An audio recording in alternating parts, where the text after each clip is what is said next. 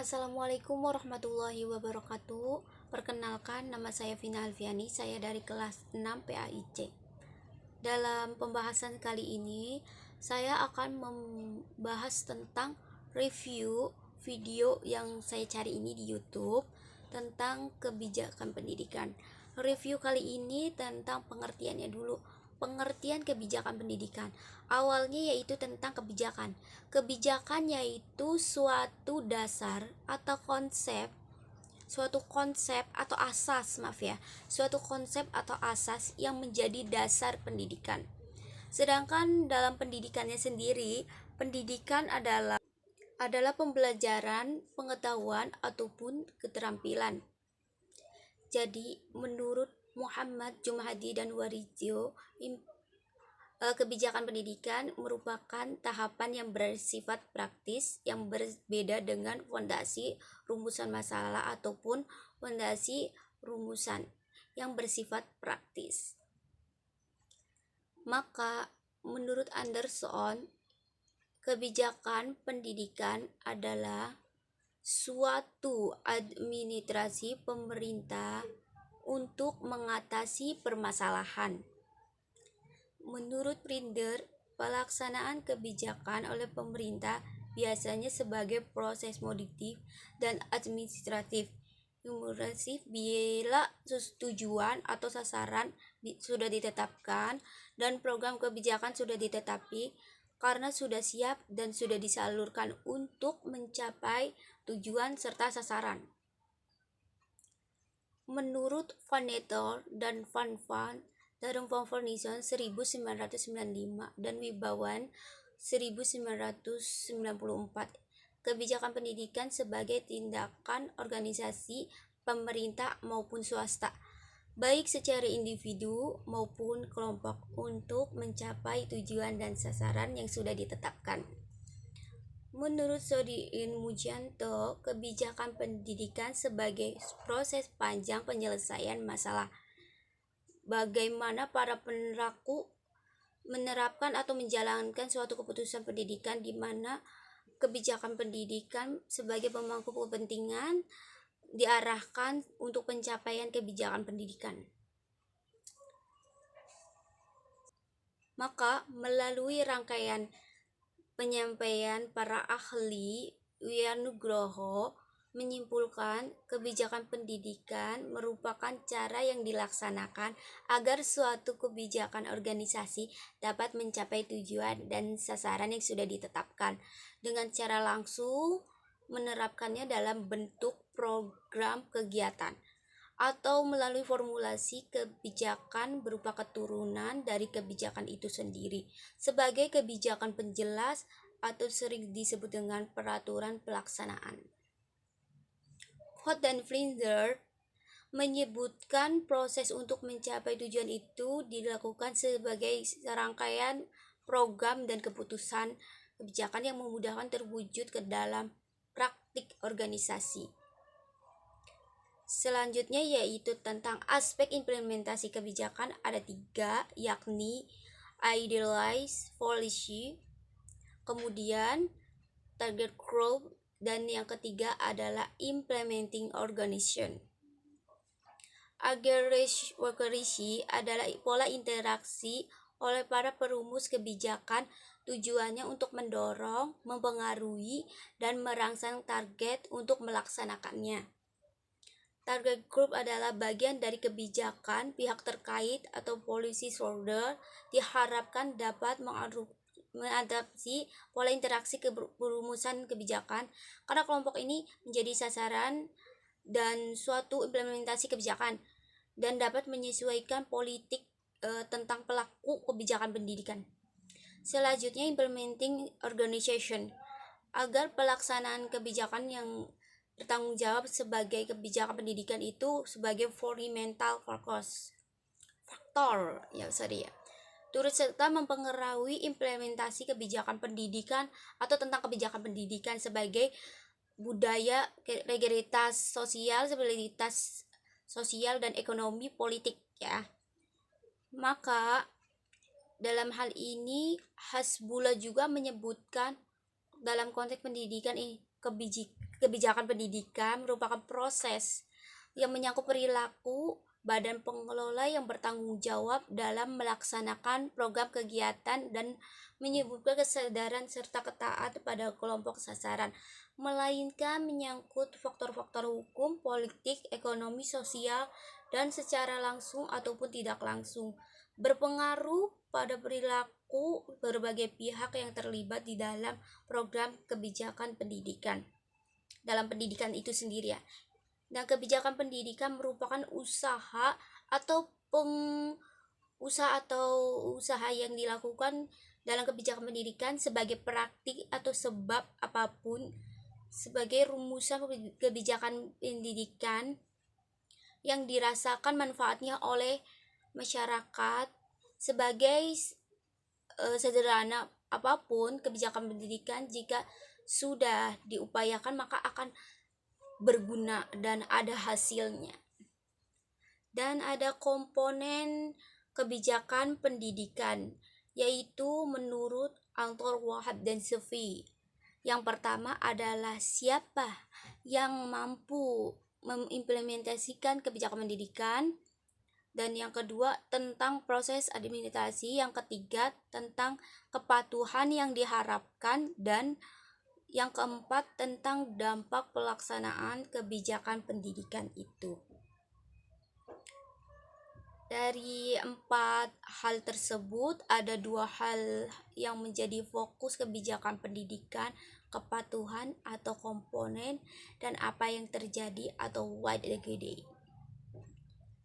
Dari mulai yang di atas dapat disimpulkan kebijakan pendidikan adalah suatu proses penyelesaian masalah pendidikan untuk mewujudkan school dengan melewati proses atau generasi dengan sesuai dengan prosedur, atau menikmati proses kebijakan yang dapat dinikmati untuk seluruh pendidikan untuk meningkatkan kepatuhan administrasi dan meningkatkan pendidikan. Kebijakan pendidikan ini merupakan program yang penting dalam perumusan kebijakan pendidikan. Tanpa adanya kebijakan pendidikan maka menjadi sia-sia saja. Nah, oleh karena itu kebijakan pendidikan mempunyai peluang dan kedudukan yang sangat strategis dan penting dalam kebijakan pada umumnya juga. Demikian tentang pengertian kebijakan pendidikan. Selanjutnya itu saya akan membahas tentang dari awal ya, yaitu tentang kebijakan pendidikan. Apa sih kebijakan pendidikan dan kenapa kebijakan pendidikan ditetapkan di Indonesia? Yaitu tentang pengertian dan habitat kebijakan pendidikan. Yang kedua tentang latar belakang kebijakan pendidikan. Yang ketiga bagaimana proses kebijakan pendidikan. Dan keempat bagaimana tentang ruang lingkup kebijakan pendidikan. Langsung saja kita memasuki tentang poin yang pertama, yaitu tentang habitat atau pengertian kebijakan pendidikan itu sendiri. Istilah kebijakan seringkali diterjemahkan dengan kata politik, aturan, program, keputusan, undang-undang, peraturan, dan kesiswaan serta kesepakatan yang strategis. Dari sini keragaman pemahaman dan makna tentang kebijakan juga sangat bervariasi, terutama pada aspek artikulasi dan konsepnya. Ada yang menyebutkan dengan konsi, yaitu dengan makna kebijaksanaan. Padahal dari segi artinya, kedua kata kebijakan dan kebijaksanaan tersebut sudah sangat berbeda. Istilah kebijaksanaan seringkali disebut dengan adalah sifat kearifan yang dimiliki oleh seseorang, sedangkan kebijakan adalah suatu aturan tertulis hasil dari keputusan bersama dari suatu organisasi. Kebijakan pendidikan diartikan sebagai kumpulan hukum atau aturan yang melekat pada pelaksanaan sistem pendidikan. Yang tercangkup di dalamnya terdapat sebuah tujuan pendidikan dan bagaimana cara tujuan tersebut. Kemudian saya akan membahas tentang bagaimana cara mencapai tujuan tersebut.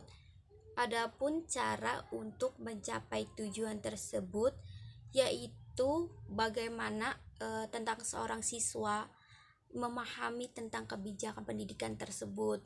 Kemudian ada lagi yaitu contoh dari kebijakan pendidikan, yaitu ada undang-undang, 2 peraturan pemerintah, 3 keputusan presiden, 4 keputusan menteri, 5 peraturan daerah, 6 keputusan bupati, dan sebagainya. Peraturan kebijakan ini bersifat melekat, serta wajib untuk dilaksanakan oleh objek pendidikan. Nah, selanjutnya yaitu tentang poin yang kedua, tentang latar belakang perlunya kebijakan pendidikan. Dalam latar belakang kebijakan pendidikan yaitu diantara tujuan negara kita adalah mencerdaskan kehidupan bangsa dengan melaksanakan semua aturan-aturannya serta pendidikan, ya kan. Karena pendidikan merupakan suatu dasar, ya kan, suatu dasar atau hak asasi bagi setiap warga Indonesia. Untuk itu setiap organisasi atau berhak memperoleh pendidikan, ya. Dalam setiap negara ataupun setiap manusia perlu atau sangat penting untuk melakukan pendidikan yang memiliki status sosial yang bagus, serta pendidikan itu harus sesuai dengan suatu proses mahasiswa ataupun apapun pendidikan itu tersebut.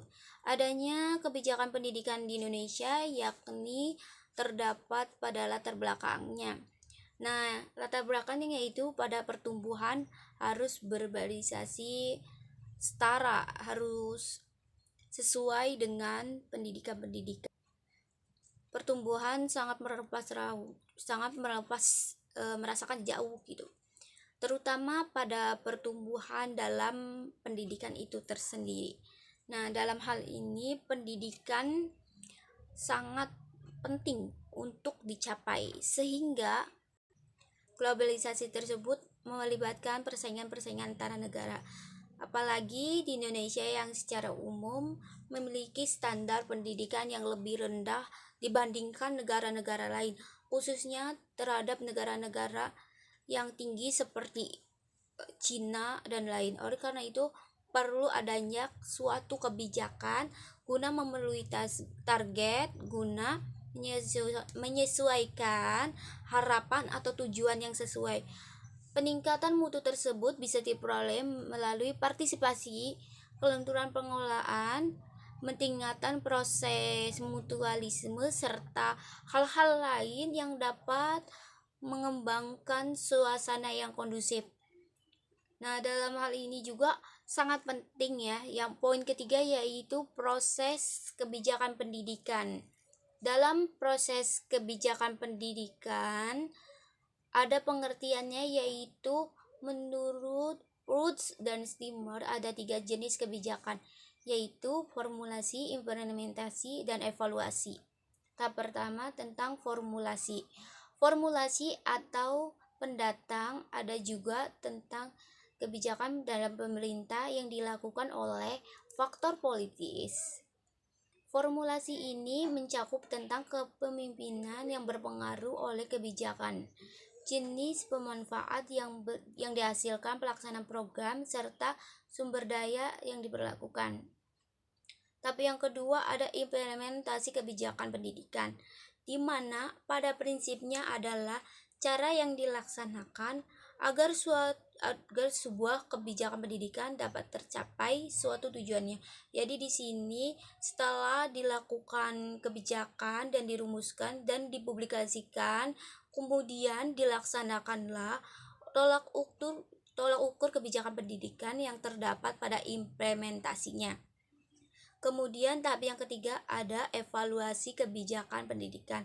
Evaluasi kebijakan dilaksanakan sebagai proses untuk mengetahui sejauh mana keefektifan kebijakan guna mempertanggungjawabkan kepada semua pihak terkait. Jadi dengan kata lain, sejauh mana tujuan kebijakan tersebut telah tercapai.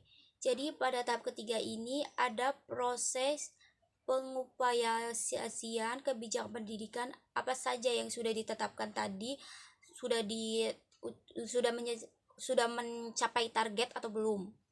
Jadi tentang kebijakan yang dibuat tadi, kalau belum sesuai maka akan dibuat kebijakan baru lagi. Nah, jadi harus sesuai ya. Maksudnya poin yang terakhir yaitu agar ruang lingkup kebijakan pendidikan ya. Jadi biar tercapai itu bagaimana. Nah, ini perlu evaluasi kebijakan pendidikannya ya. Seperti yang dijelaskan tentang kebijakan pendidikan di atas. Ada lagi tentang ruang lingkup bersifat mengkerut, menyusup, dan mikro. Dari sifat tersebut yaitu antara lain makro. Kebijakan yang bersifat makro ini atau ayat umum atau bisa juga dikatakan sebagai kebijakan Undang-Undang Dasar. Kebijakan mikro yaitu contohnya yang termuat dalam Undang-Undang 1945. Kemudian ada lagi contoh yang lainnya tentang kebijakan pendidikan yaitu tentang peraturan presiden, peraturan daerah, dan sebagainya. Yang kedua ada kebijakan yang bersifat nyusut atau bisa disebut dengan kebijakan bersifat menengah yang lebih dikenal dengan penjelas pelaksanaan. Contoh dari kebijakan pendidikan ini yaitu kebijakan dalam hal seperti yang bersifat menengah itu seperti dalam peraturannya. Nah, dalam peraturan ini sifatnya peraturan gubernur, peraturan pemerintah, dan peraturan sebagainya. Bupati, peraturan bupati, dan sebagainya ya. Masih banyak lagi ini contohnya. Kemudian yang selanjutnya kebijakan yang bersifat mikro yaitu mengatur pelaksanaan suatu kebijakan yang berkaitan dengan atau implementasi dari kebijakan publik. Nah, dalam hal ini sebagai contoh kebijakan pada mikro ini yaitu adalah dalam peraturan yang dikeluarkan oleh aparat-aparat publik ya tertentu yang berada di bawahnya yang berada di bawahnya tersebut. Jadi seperti menteri, gubernur, bupati, serta wali kota. Dan ada lagi tentang yang pemerintah dan di bawahnya juga. Nah, ini juga dari peraturan-peraturan bersifat sangat mengikat dan wajib untuk ditaati oleh setiap masyarakat atau dilaksanakan oleh pelaku kebijakan itu tersendiri. Sekian saja yang bisa saya atau Vina sampaikan. Kurang lebihnya saya mohon maaf. Semoga bisa bermanfaat bagi teman-teman semua. Dan Vina akhiri dari kali ini. Assalamualaikum warahmatullahi wabarakatuh. Terima kasih. Sampai jumpa kembali lagi. Dadah.